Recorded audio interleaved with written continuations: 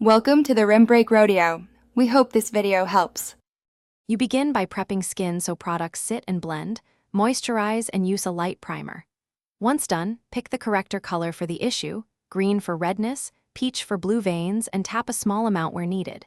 Use a dense small brush or your fingertip to press product into skin rather than dragging. This prevents streaks. Make sure to build in thin layers. Less is easier to blend and more natural looking, so stop and assess after each thin pass.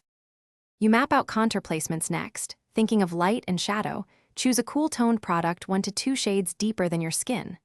Once done, draw thin lines under cheek hollows, along the temples, jawline, and the sides of the nose where shadows naturally fall. Make sure to blend immediately with a fluffy brush or damp sponge using short, feathery motions so the lines soften but the shape remains.